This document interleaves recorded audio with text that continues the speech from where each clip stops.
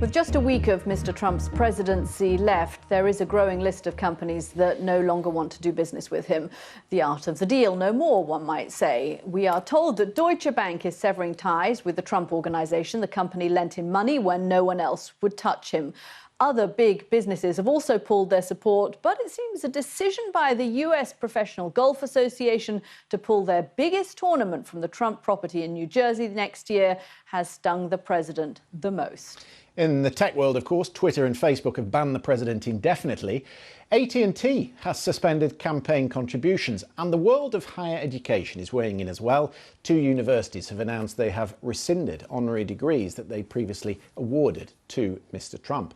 We're joined now by investigative journalist Zach Everson, who has covered extensively the finances of the Trump organisation. Where do you think financially this is going to hurt him most?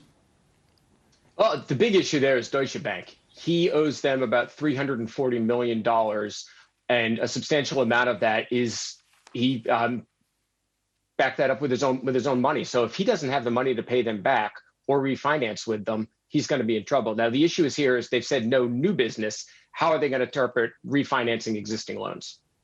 It's interesting when you look online at the moment, on social media, there are people who are sharing who the top PAC donors are, those who are contributing to Republican and to Mr. Trump's campaign. So there is clearly corporate risk for these companies now, which they recognise. Oh, absolutely. I mean, that's always existed to a certain amount. It was just these companies are figuring out the risk versus reward. If you look at T-Mobile, the telecoms company, they went from not spending any money at Trump properties to spending almost $200,000 putting up executives there when they needed government approval of their merger with Sprint. As soon as the government approved that merger, their new CEO went ahead and said, companies shouldn't kowtow to the president anymore. Obviously, what's happened with the Capitol riots, though, has certainly changed the math. Zach, the Deutsche Bank issue might hurt him most financially, the Trump organization. Which of all of these is going to hurt him most personally?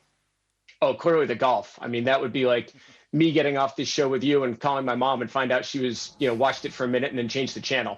He loves golf. He has 16 courses. 2 of them are pretty prestigious, Turnberry in Scotland and Durrell in Miami.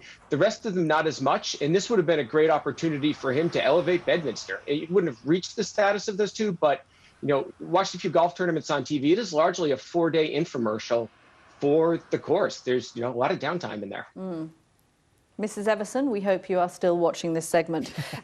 What about the fact that Donald Trump basically ran for president to burnish his reputation and his business's reputation, the Trump brand around the world, and yet actually, especially in the course of the last week or 2, he seems to have kind of done the opposite?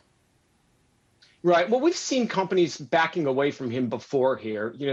That happened originally with when he announced that he was running and declared that Mexicans were rapists. You saw a couple of restaurants that had deals in the hotel backed out, and there were some lawsuits. And then after Charlottesville, it picked up. The big difference here now is that companies are saying it out loud. And I think a lot of that has to do with, obviously, the fact that the Capitol riots were committed against all Americans. But furthermore, he lost, and they don't have the Senate anymore. So all of a sudden, these companies that needed to be quiet and, again, kowtow to him are emboldened because he's not going to matter as much anymore. Sheldon Adelson, thank you very much for joining us. Interesting, isn't it, the impact that it might have on Donald Trump in these months ahead.